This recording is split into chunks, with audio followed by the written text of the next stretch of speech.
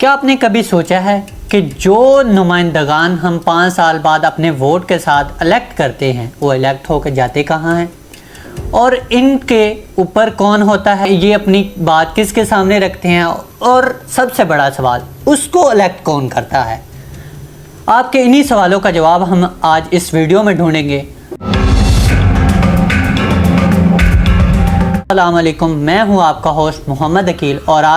आज की ये स्पेशल वीडियो पाकिस्तानी सिस्टम पे बनाई जा रही है कि किस तरह नेशनल असम्बली ऑफ पाकिस्तान का निज़ाम चलता है, इसको कौन चलाता है और MNA जो हैं वो किसके मुताबिक होते हैं। सबसे पहला जो सवाल है कि MNAs को लीड कौन करता है और उनकी बात किन के सामने रखी जाती है, तो इसका जवाब है कि उसका नाम है स्पीकर ऑफ कौमी असम्बली ऑफ पाकिस्तान, जो कि किस तरह इलेक्ट होता है। इसके इंतखाबात का हम पहले जायज़ा लेंगे कि इनको किस तरह इलेक्ट किया जाता है या कौन अपॉइंट करता है। जब कोई भी पार्टी वोट के ज़रिए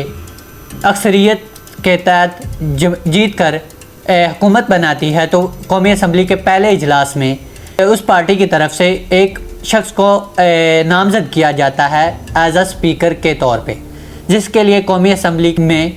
वोटिंग करवाई जाती है और जिसमें MNAs वोट कास्ट करते हैं और इनके ज़रिए स्पीकर को इलेक्ट किया जाता है। सरदार अयाज सादिक साहब 199 वोट्स।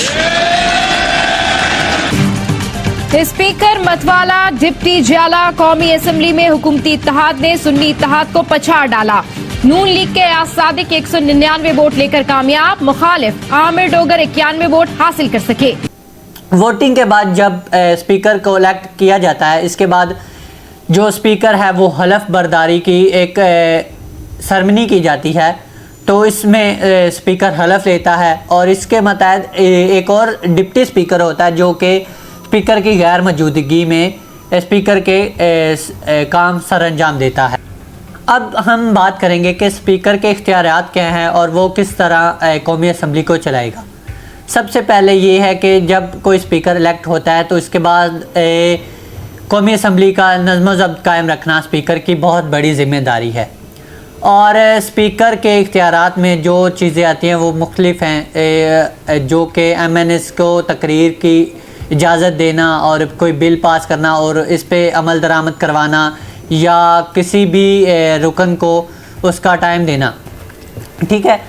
तो जब कोई भी अगर कोई कारकुन तकरीर करना चाहता है तो वो स्पीकर के सामने स्पीकर से इजाज़त लेगा, उसके बाद उसको इजाज़त दी जाएगी और उसको ये कहा जाएगा कि वो अच्छे अल्फाज का चुनाव करके अच्छे से अपनी बात को स्पीकर के सामने पेश करे। अगर कोई भी गलत लफ्ज़ यूज़ किया जाता है तो स्पीकर उस रुकन को असम्बली से बर्खास्त भी कर सकता है और ज़्यादा शिद्दत की वजह से स्पीकर जो है वो असम्बली का इजलास बर्खास्त भी कर सकता है। स्पीकर अगर चाहे तो किसी रुकन को निकालने के अलावा गैलरी में जो लोग बैठे होते हैं उनको भी गैलरी से निकाल सकता है, और अगर किसी ने बिल पेश करना है तो वो पहले स्पीकर के सामने पेश किया जाएगा और उस पर मुख्तलिफ MNAs की राय ली जाएगी। उस पर वोटिंग करवाना भी स्पीकर का एक अहम काम है, जिसके लिए वो वोटिंग करवाई जाती है। उसके बाद अगर वो वोटिंग बिल के हक़ में आती है तो उसको आगे भेजा जाता है ताकि उस पर अमल दरामद करवाया जा सके और उसको उस पर कानून बनाया जा सके। अगर कोई स्पीकर गैर मौजूद है तो उसकी गैर मौजूदगी में डिप्टी स्पीकर उसका काम सर अंजाम देगा, और अगर कोई डिप्टी स्पीकर अगर अपना इस्तीफ़ा देना चाहता है तो वो अपना इस्तीफ़ा पहले स्पीकर को जमा करवाएगा, और अगर कोई स्पीकर अपना इस्तीफ़ा जमा करवाना चाहता है या किसी भी पर्सनल रीज़न या सियासी वजह से, तो वो अपना इस्तीफ़ा जो है वो वज़ीर आज़म ऑफ इस्लामी जमहूरिया पाकिस्तान को अपना इस्तीफ़ा देगा, जिस पे नज़रसानी करने के बाद उनको बताया जाएगा कि उनका इस्तीफ़ा कबूल कर लिया गया है या नहीं किया गया। उसके बाद उनके जो भी एक सरबराही में काम होगा वो फिर अगर उनका इस्तीफ़ा कबूल कर लिया जाएगा तो वो दूसरे स्पीकर के लिए वोटिंग दोबारा करवाई जाएगी। उम्मीद करता हूँ कि आपको ये मेरी इन्फॉर्मेटिव वीडियो पसंद आई होगी। इंशाल्लाह मिलेंगे किसी नेक्स्ट वीडियो में। अल्लाह हाफिज़।